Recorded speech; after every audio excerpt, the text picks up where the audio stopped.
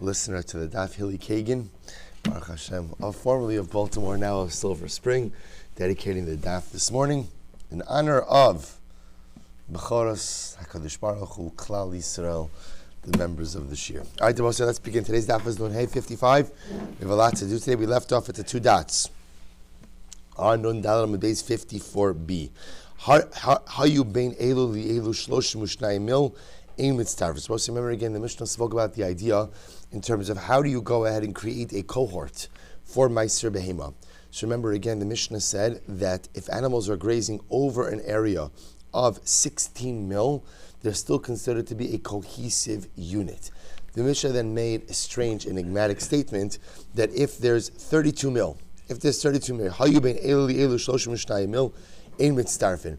If there was 32 mil in between the sheep, then ultimately again they do not combine. So the Gemara says, I don't understand. Isn't that obvious? You just told me it's 16 mil and not 32 mil. So shloshim ushnayim hu de'ein mitztarfin. How about tzimachim mitztarfin? You tell me if it was less than 32 mil, they would combine. So the v'hakatani shisha mil tvei lo. So we'll say ultimately again, but what did we just say before? We just said before that halacha l'maisa, it's only an area of 16 mil in which the animals are able to combine to form a meiser sheni cohort, but no more. To which the Gemara says, you're right. The Gemara says, mishum de kabay lemisna seifa. It's only because the Mishnah wants to establish some level of mishnaic symmetry. Hayulo be'emtza, nevi uma asran be'emtza. We'll say ultimately again, since the Mishnah spoke about the case of ultimately again where you have sheep in the middle, although we're going to define this in just a bit. If you have, so we'll say, here's what we know. The Mishnah tells me, how many animals do I need to create a Meiser Behema unit? 10. So now, of course, I will say the Shaila is, so here's what's interesting about this. I think before the Mishnah, we often assume that the Meiser Sheni cohort, where are the 10 animals existing? Well, what was your mental image? Whenever you would daydream about Meiser Behema, right? How would you always imagine it in your mind's eye? In a pen, right? That's how we always imagine it. So we'll say, so you know from your vast shepherding experience that you take sheep out on the free range. So the shaila becomes, how do you determine what is a group, what is a cohort for Meiser Behema? To which the Mishnah says, 16 mil. 16 mil, which is a very large area, that's if you have sheep grazing in that, those are considered to be a Meiser Sheni cohort. Then the Mishnah said, Hayu ben elu lamed beis mil in mitztarfin. If there's 32 mil in between the sheep, they're not mitztarif. To which the Gemara says, I don't understand. I know that. You just told me 16 mil, not 32 mil. To which the Gemara explains, no. What it's saying over here is as follows. That ultimately, 32 mil means, we'll say, that if you can't have 32 mil, but less than 32 mil, if you have sheep over here, and sheep in the middle, the sheep in the middle will ultimately go ahead and combine the two groups of sheep into one large cohort. But that only works if what? There is less than 32 mil between the two outlying sheep camps. Right? So the sheep in the middle have the ability to combine the two outlying sheep groups, right? Chevras, as long as there's less than 32 mil between the two outlying camps. To which the Gemara says, V'kama. So we'll say, so interestingly enough, we'll say this is actually really fascinating. So now what we're saying is, some sheep in the middle have the ability to bring the two outlying camps together. How many sheep do you need in the middle? Amarav, chamish mikan v'chamish mikan v'chamish be'emtza. So Rav said, 5 in each outlying camp and 5 in the middle. So we'll say, and the logic being that what? The 5 in the middle ultimately could be mitztarif to either one of the two groups and therefore combine both of the two groups into one cohesive cohort. The 5 in the middle could either be attributed to either one of the outlying camps. Shmuel says, so we'll say that's the sheet of Rav. Rav says, in order to go ahead and to bring together two outlying sheep groups that are separated by an area of less than 32 mil, you need at least 5 sheep in the middle. The 5 sheep in the middle, 5 on each outlying camp, those 5 in the middle could attach themselves to either one of the two camps, creating a Meiser Sheni cohort and creating all of them into one unit. That's Rav. Shmuel says, Afilu chamish mikan, vehe mikan, ve'echad be'emtza. Shmuel says, no. You don't need 5 in the middle. What do you need? One in the middle. You just need a bridge. You just need someone. So we'll say essentially what Shmuel is saying is like this. You just need some member of the cohort, ultimately again to bridge the distance. So as long as there's one sheep in the middle, that brings all the sheep together. So the Gemara says, Chazina l'roa keman de kaihacha v'karid beimona. Because I will say, if there's a sheep in the middle, we view the shepherd as being there as well. As you saw in yesterday's daf, why 16 mil? Where do we get that shear from? Because we assume that's the ocular range of the roa, of the shepherd. So ultimately, again, where there's a sheep in the middle, we assume the roa is going to be there as well. And since the roa could see 16 mil in either direction, that brings all the sheep into one Meiser Sheni group. Top of Nun Hey. May say, the Gemara is the Kasha, Hayilo Chamish Bikfar Chananya, the Chamish Bikfar Osnai. If you had 5 sheep in the village of Chananya, 5 sheep in the village of Osni, in Mitzdarfos, the 2 groups of sheep cannot go ahead and combine with each other. Rashi points out over here, Tap Rashi, Mikfar Osnoi Likfar Chananya, Shnayim Ushloshim Milan. From Kfar Osnai to Kfar Chananya is 32 mil. 32 mil. So therefore, if you have sheep in these 2 areas, they will not combine because it's 32 mil. However, Ad She'ehelo Achas B'Tzipori. As long as you have 1 sheep in Tzipori, and Abba said Tzipori is in the middle of those 2 villages, that 1 sheep in the middle combines the 2 outlying groups. To which the Gemara says, Tiyufta de Rav.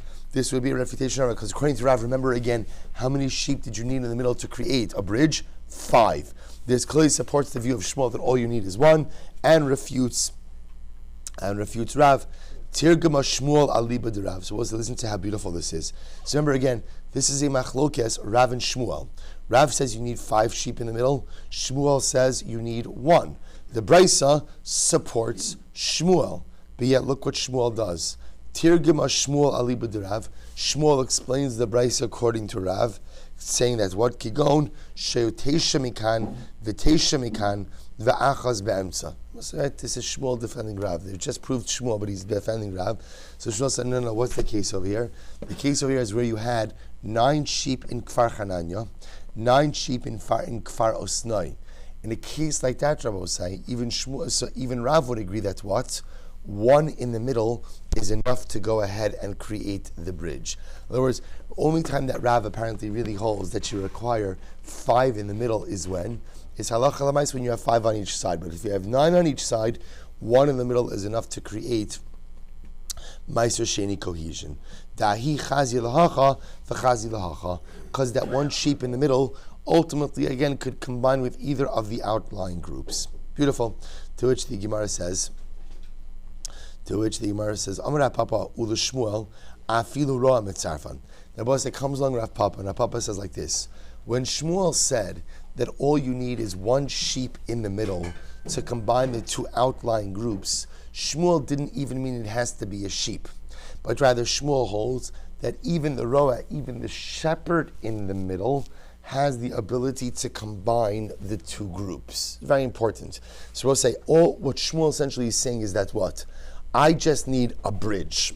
I need something. So we'll say again, remember, here's what we know. What we know is the only way that a group of sheep form 1 unit for Meiser Behema purposes is if they are in an area of Tes Zayin mil, 16 mil or less. If I have a flock of Shad, if I have a flock that is dispersed over more than 16 mil, I need something to bring it together. So in this case over here, where the flock is dispersed, we'll call it over 31 mil. As long as I have something in the middle that brings it all together, I'm okay. So Shmuel said before, 1 sheep in the middle. Now the Gemara is saying, by the way, it doesn't even have to be a sheep. The shepherd in the middle, right, who could then see in both directions, also brings the 2 groups together.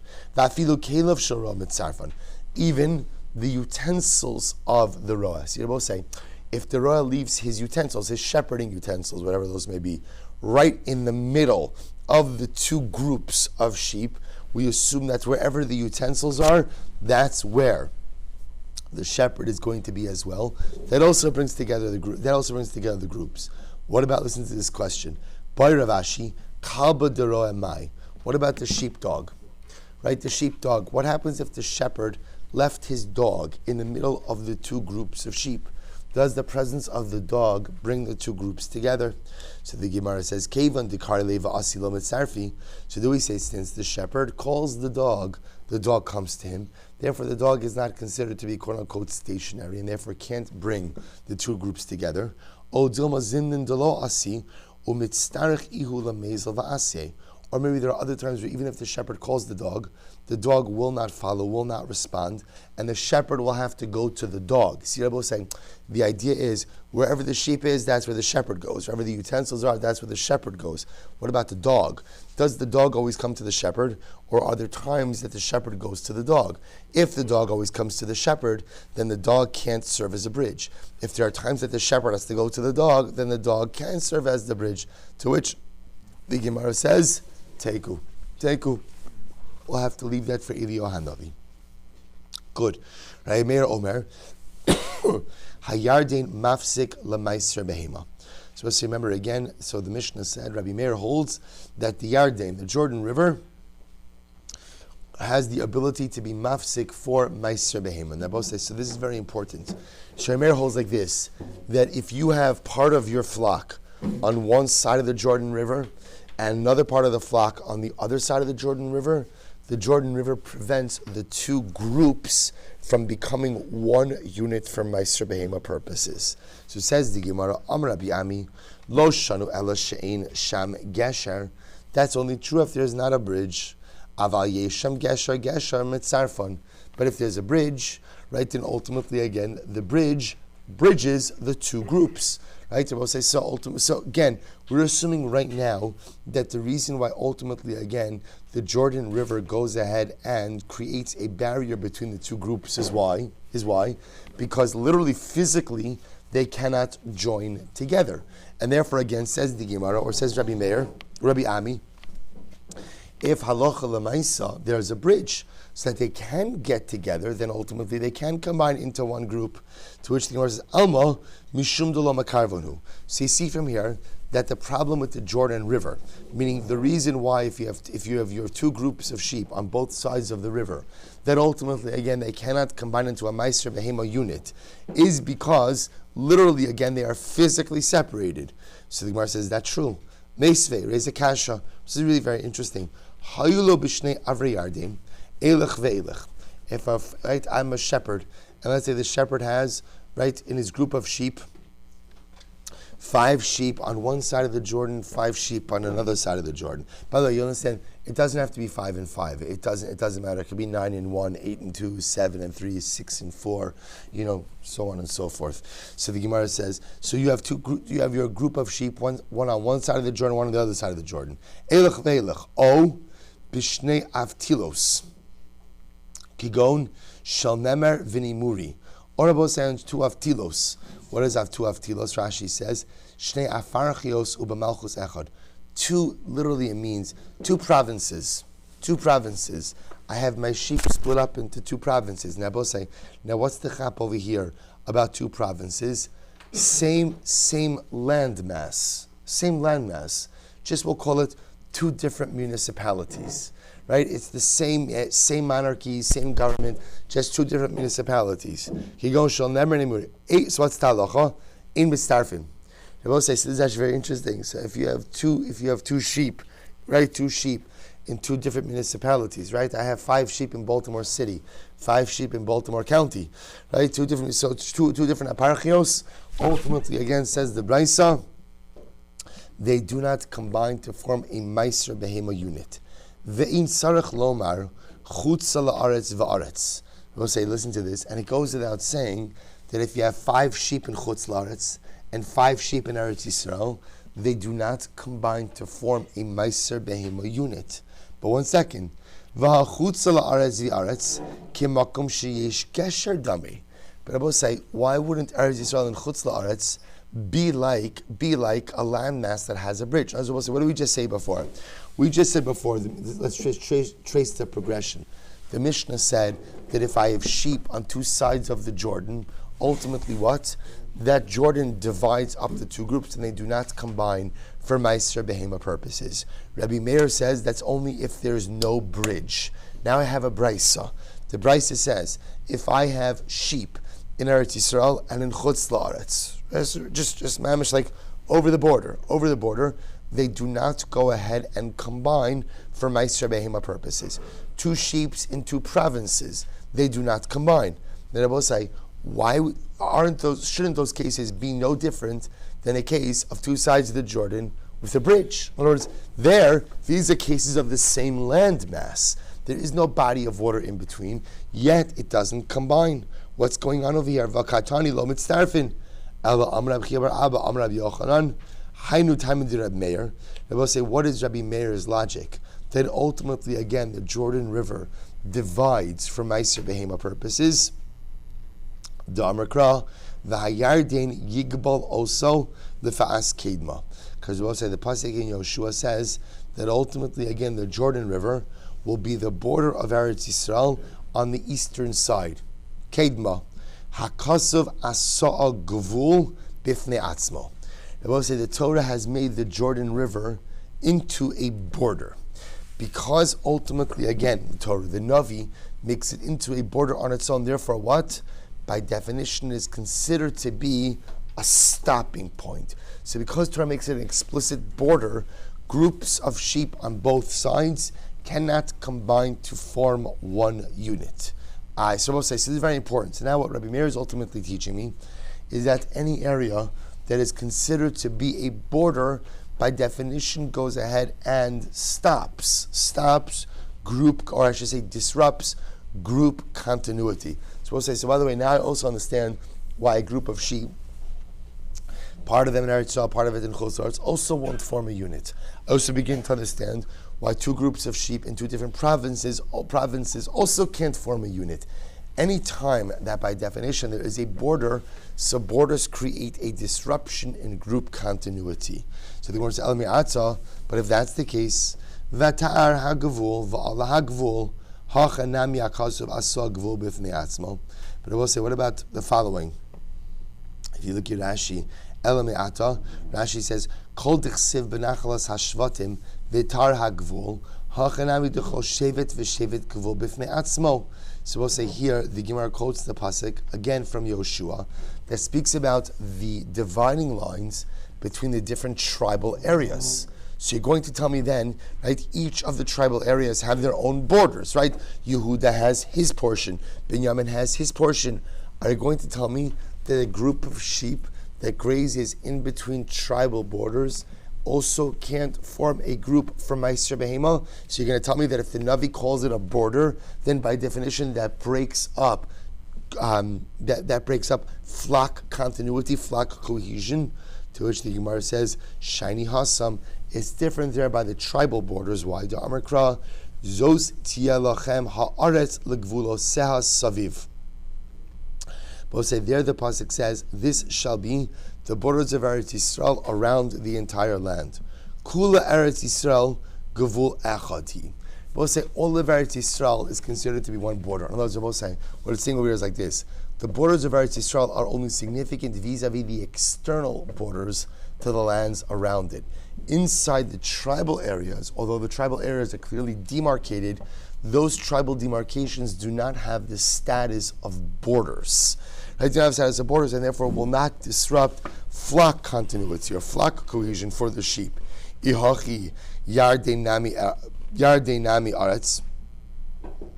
Ihachi Yarden Anami. So we'll say if that's the case, then why does the Jordan River serve as a barrier?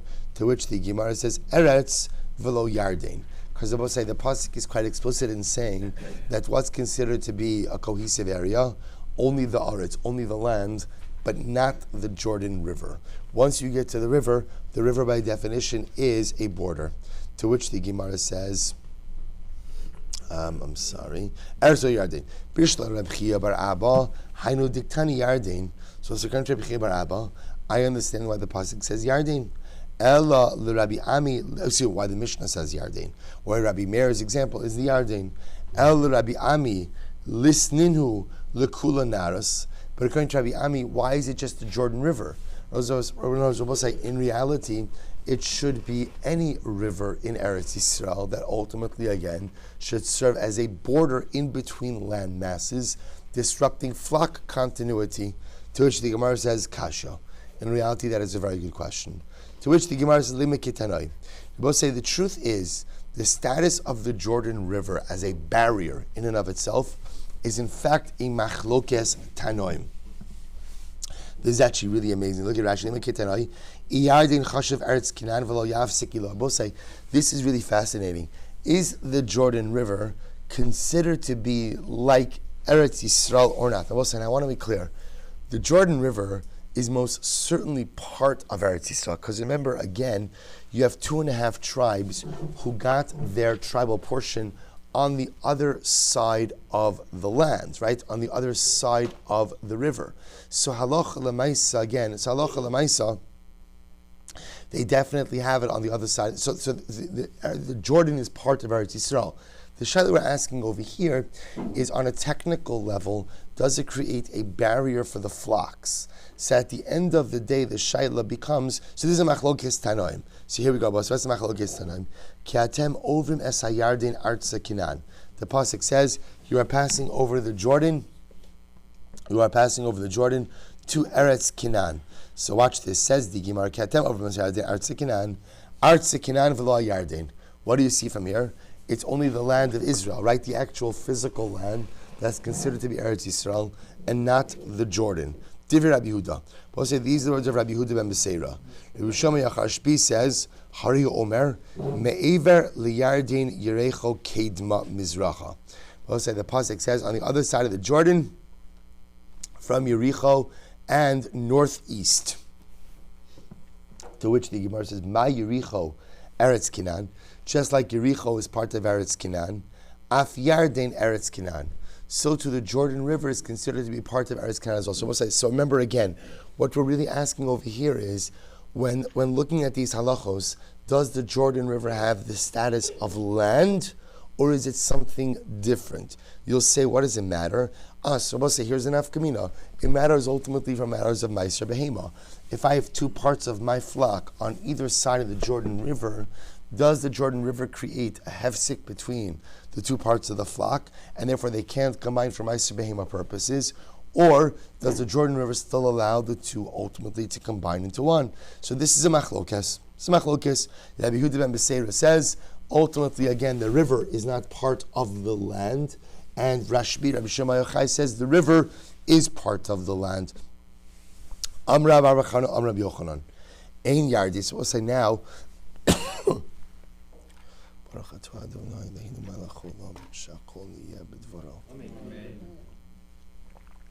so now the Gemara says, Amra Bar Chana, Amra Yochanan. Ein Yardin, Ela mi beis Yerecho ulamata. We'll say now we're going to speak about, interestingly enough, which part of the Jordan River has the status of the Yarden. Shabbat Rachana says it's only the part from Yericho and on. Yericho lamata. Lemai. So we'll say Salamai Hilchasa. So we'll say ultimately again what. So in other words, what are the ramifications of this? What? We'll say so just so you understand. If okay, fine. So from Yericho and on. To which the Gemara Salamai Hilchasa. Ilema linoder. So I say, if you want to say that if a person says, I hereby take a neder not to drink of the waters of Yericho. So therefore now what you're telling me is what? Waters of Yericho refers to what? I'm sorry. Person makes a neder not to drink of the waters of the Yarden.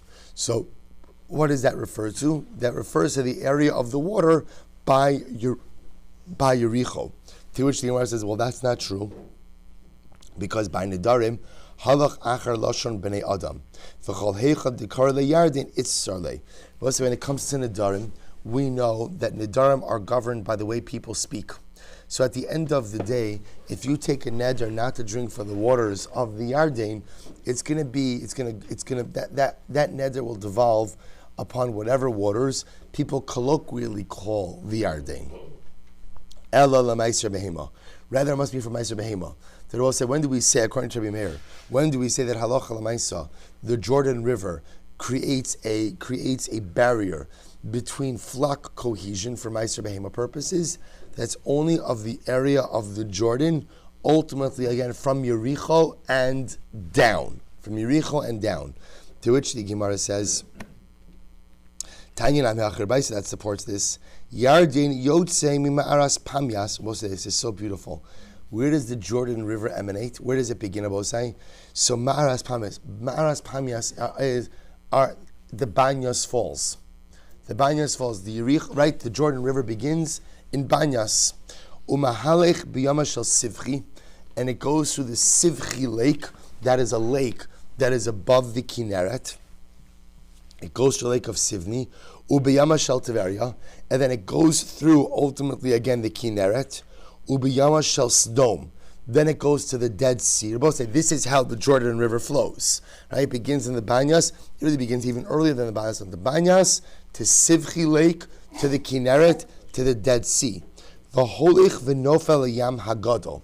Then it goes out to the Mediterranean. So we'll say this is an interesting part over here because it doesn't appear that ultimately anything flows from the Dead Sea to the Mediterranean.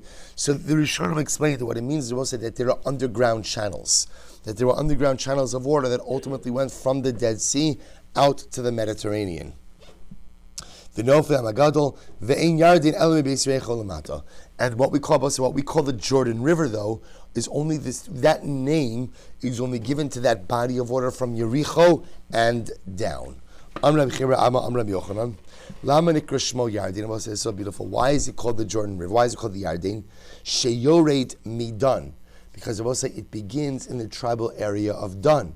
Banyas, right, the Golan, is in the tribal area of Dan. So Yarden is Yored Dan. So beautiful. Where did they just to come for that? Right? Yored Dan, it comes down from Dan. So Amar Le Rabbi Abba Rav Ashi, Ason Mehasa Masni Salan, you learned it from there. Anan Mehacha Masni Salan. We learned it from here. Vayikru lo leleshem dam.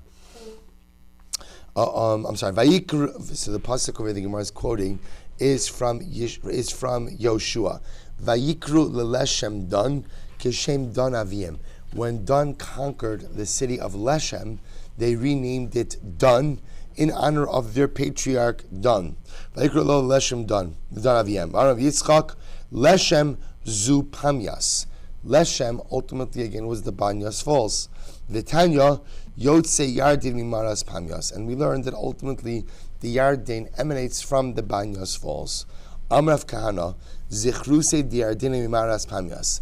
We'll say so. Rav Kahana says the origin of the Jordan River. The Jordan River originates in the Banyas Falls. Therefore, Heicha da Amar lo Shasina Mai Mimaras Pamyas Isser le Bekula Yardena. Also, let's do this. If a person were to make a neder that I am not going to drink any water from the cave of Panyas, from the Banyas Falls, that answers him in the entire Jordan River. He can't drink water from any of the Jordan. Why? Because again, the Jordan River emanates from the Banyas Falls. Zichrusa de Dama Kavda. We'll say just once we use that lashon, we use it in a different application. The essence of the liver is blood. I was about to say that Chazal viewed the liver essentially as a piece of congealed blood. Therefore, again, Kid Rabbi Yitzchak, Rabbi Yitzchak, Kaved Sheni Muach, Mitame Beravias. Ultimately, again, therefore, we'll say if you have a liver that dissolved, so we'll say it conveys tumah in accordance with a liquid shear. So we'll say if the liver dissolves, and if you have a revius, ultimately again of liquefied liver, that is ultimately metame, the same way that a revius of blood is metame as well. Zichrusa demaya pras. We'll say the origins of waters in Eretz Yisrael is the Euphrates, right? Is the Nar Pras. That is the source of all water sources in Eretz Yisrael. So the Gemara says, the truth is, really what it means is over here, the source of water in the world, right? That's really what it's saying over here. That the source of waters in the world is the Euphrates, is Pras. Hanoder mimeme Pras. Let's listen to this. If you make a neder not to drink of the waters of Pras, aser b'chol memos sheba olam. No more water for you, right? Hey chidami. So we'll say, so what's the case? Ile madar lo shasini meme de Pras. So we'll say, what's the case exactly? If a person said, I'm not going to drink from the waters of Nar Pras, of the Euphrates, me prasu de lo shasina. So what that means ultimately again is what? Is the waters of Pras that he can't drink from. Ha minara achrina shasina. But you can drink ultimately again from other bodies of water. Ela da'amar lo shasina mimai da'asa mipras. The Rabbi say, what's the case over here? A person says, I will not drink any water that comes from pras, that comes from the Euphrates. Well, if that's the case, Rabbi say, all waters, we're assuming now that's what? All waters come from the Euphrates. Therefore, if you say you're not going to drink any water that come from the Euphrates, you're out. Kalanaros, listen to this. Kalanaros lamata mishlosha naros. All the waters of the world are below the 3 rivers that come out of Gan Eden. So the Gemara says, Ushlosha naros lamata mipras. But those 3 ultimately again are below the Euphrates. So I'll say ultimately again, the Gemara is saying based on this, it is Nar Pras that feeds all the other all the other bodies of water. So we'll say, so the 3 that we're referring to over here are Chidekel, Pishon, and Gichon. So Chidekel, Pishon, and Gichon are higher than all other bodies of water in the world. And so when we say higher, what's the imagery? They're feeding the other bodies of water. And the Euphrates is higher than even those 3. So the Euphrates feeds Chidekel, Pishon, and Gichon, and those other 3 feed all of the other water sources in the world. So the Gemara says, is that true? V'ha'ika. But what about Amud Beis? V'ha'ika insa dimedalion. I will say, what about ultimately again the springs? Right? Rashi says insa dimedalion enos hamayim hanovos baharim ramim v'hano gavomi pras. What about the springs of water that are on top of mountains? Right? Those are higher than the Euphrates. Right? So why does it say that the Euphrates is highest? I will say, get ready for this. Hano sulme deprasninu. Those are considered to be the ladders of the Euphrates. What does it mean, the ladders of the Euphrates? That ultimately, again, Chazal assumes that what's happening over here, there are underground channels through which the Euphrates is feeding those springs even on top of mountains. I've haksiv v'anar haravi hu pras. Rabbi said when speaking about the rivers, it says the 4th river is pras. Now, so what I'm saying, Rabbi said, is that you have Chidekel, Pishon, and Gichon, and the 4th river is pras. The fact that it calls it the 4th river of pras tells me that pras is on the same level as the other 3. We just said before that it's pras, it's the Euphrates that feeds the other 3. Here it sounds like what? That ultimately, again, pras is on the same level as the other 3, to which the Gemara says, V'aksiv v'anar v'ir pras, Amram Achar Yitzchak, v'v'tir Achar Yaakov, hu pras demeikara. Rashi says over here, hu pras demeikara, hu pras haniskar lemala, v'nar yotze me'eden shashoshe for the menu. To which the Gemara says, no. That's a reference. When it mentions pras, it's referring to pras that was mentioned earlier, which is the primary river, which feeds the other 3. The other 3 then in turn feed the rest of the bodies of water in the world. So we'll say it's actually quite beautiful. The Gemara's understanding of it is that ultimately, again, the Euphrates is the primary body of water that feeds the bodies of water in the world, then channels its water into the Chidekel, the Pishon, and the Gichon, and from the Chidekel, Pishon, and Gichon, they feed the other water tributaries in the world as well. Tanya, Rabbi Meir says, Yuval Shmo. The pras, the Euphrates, is also known as Yuval. Shene Emar, both known Hey Amud Beis, 6 lines down. Shene Emar, V'haya ke'etz shasul al mayim, v'al Yuval yishlach sharashav. It will be like a tree planted by the water, v'al Yuval yishlach sharashav. And Yuval will send forth its branches. So really, the Gemara is suggesting that the primary name of pras ultimately again is Yuval. So why is it called Yuval? Right, because it goes ahead and it puts forward its branches. V'lama nikra shmo pras. Ultimately again, why is it called the Euphrates? Shememav parim veravim. Because Rabbi say its waters multiply. Its waters multiply. So the idea that its waters multiply is that the pras feeds all of the other bodies of water, and therefore ultimately again that's why it's called pras. Misele l'Shmuel. Suppose that this supports the view of Shmuel. The Amr Shmuel Nara mikife mivrach. So ultimately again Shmuel says that water ultimately again What, right? Nara Mekife Mivrach means that the water ultimately experiences its bracha from its sources. So Pligidirav, Damrav Ami Amarav, Mitraba Ma'arava. So we'll say what this is saying over here is as follows: that halacha lemaisa, Shmuel is saying that really a body of water ultimately supports itself from its own underground springs. That's where the majority of the body of water kind of gets its volume, not from rain, but from its own underground springs, its own underground sources. So says the Gemara, Pligi de Rav. This seems to argue on Rav, because what does Rav say? Rav Ami Amarav, Mitraba Ma'arava. If there is rain in the west is ultimately a reference to Eretz Yisrael. Sada Rabba Pras, the great witness about the rains in Eretz Yisrael is the Pras River, which I will say means what? Which means what? That when the Euphrates is swollen, that shows that it's raining in Eretz Yisrael.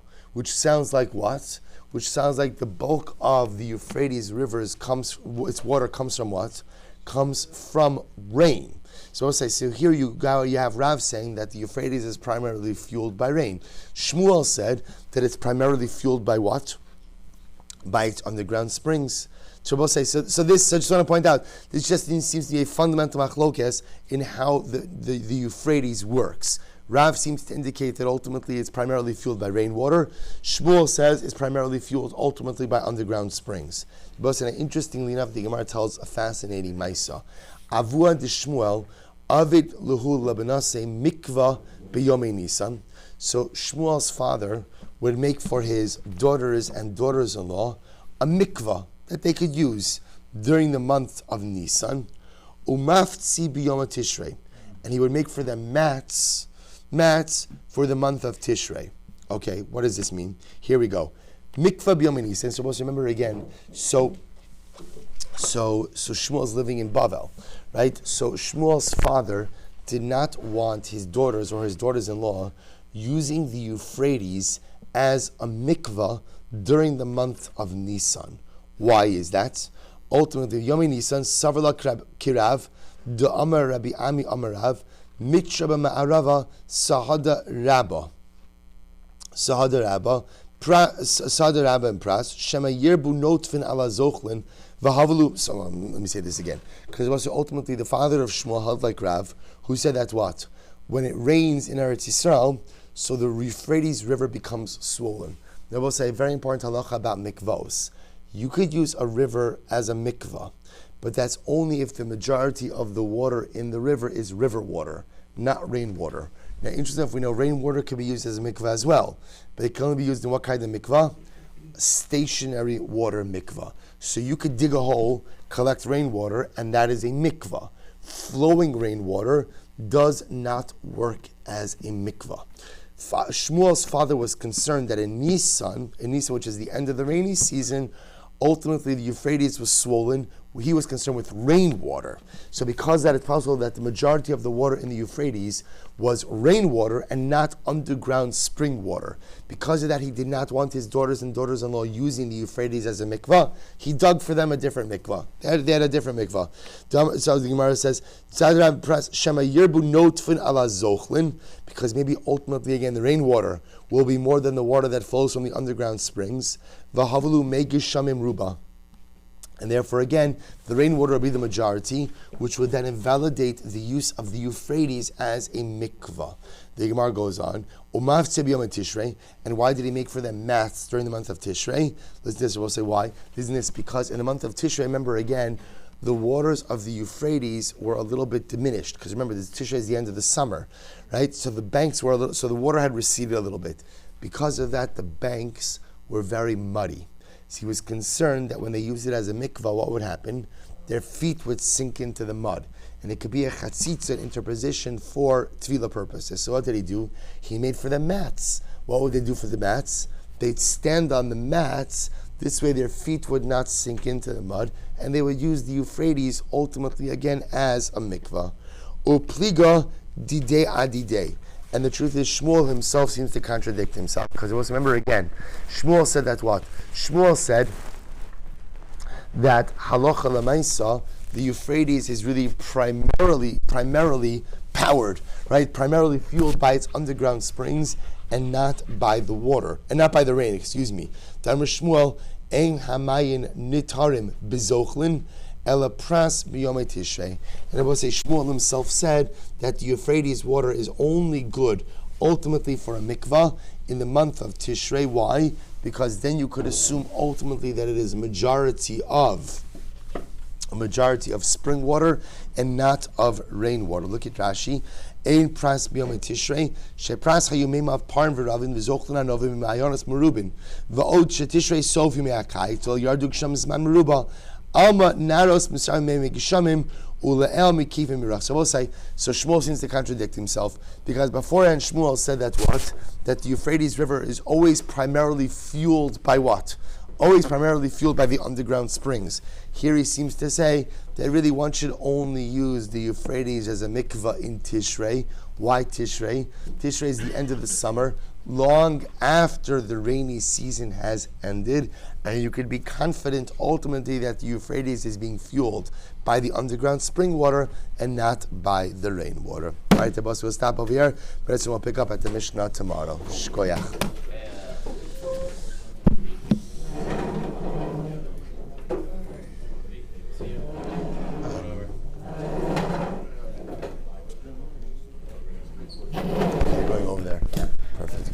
It's going to be all right. I think we should be good. Yeah, I'm going to go there also. Okay. Shkoyach. I'm sorry? Good hearing, right?